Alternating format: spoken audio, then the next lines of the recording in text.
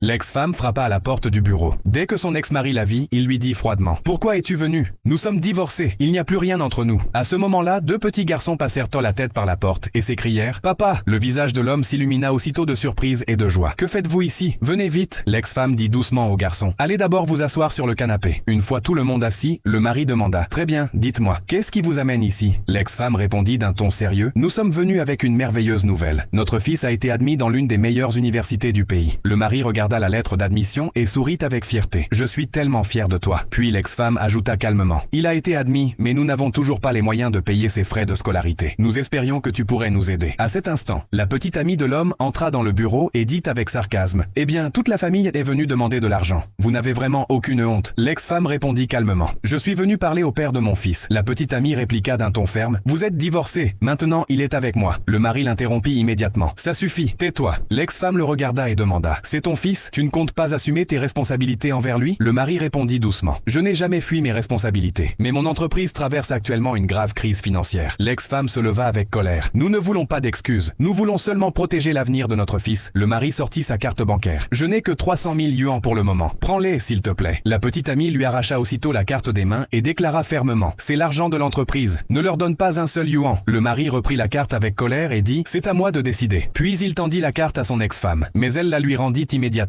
et répondit froidement. « Je ne suis pas venu pour ton argent. Je voulais simplement savoir si tu tenais encore à nous. Mais à partir d'aujourd'hui, chacun suivra son propre chemin. » Elle prit ensuite un vieux sac fait à la main et dit « Tu t'en souviens? Tu l'avais fabriqué de tes propres mains pour notre anniversaire de mariage. Je l'ai conservé précieusement toutes ces années. Mais j'imagine qu'il ne signifie plus rien pour toi. Tu peux le reprendre. » Sur ces mots, elle partit avec les enfants. Quelques instants plus tard, le mari ouvrit le sac et découvrit une lettre à l'intérieur. La lettre disait « J'ai appris que ton entreprise traversait une grave crise financière. Je savais que tu n'accepterais jamais mon aide si je te la proposais directement. Cette carte bancaire contient 1,2 million de yuans. C'est le même argent que tu m'avais donné lors de notre divorce. J'espère qu'il t'aidera à surmonter cette période difficile. » Dès qu'il eut terminé la lecture de la lettre, il se précipita dehors. Il rattrapa son ex-femme et lui dit « J'ai lu ta lettre, merci. » Elle lui adressa un doux sourire. « Tu n'as pas besoin de me remercier. Cet argent t'a toujours appartenu. Et quoi qu'il soit arrivé entre nous, nous restons une famille. » À ce moment-là, la petite amie revint et lança d'un ton moqueur. « Alors, tu es retourné auprès de ton ex-femme ?» Le mari la regarda droit dans les yeux et répondit fermement. « Tu n'as plus ta place dans notre vie. » L'ex-femme ajouta avec assurance. « Une personne qui abandonne les autres lorsque les difficultés arrivent n'a jamais vraiment fait partie de la famille. » À cet instant, la secrétaire arriva en courant avec un grand sourire. « Patron, la crise financière de l'entreprise est terminée. » Le mari resta figé de surprise. Son fils dit rapidement. « Papa, maman a découvert ce qui t'arrivait. Alors elle nous a amenés ici pour t'aider. Mon frère et moi, tu nous as énormément manqué. Papa, est-ce que tu rentreras à la maison avec nous ?» Les larmes aux yeux, le père sourit et hocha doucement la tête. Message. N'abandonnez jamais quelqu'un à cause des difficultés qu'il traverse.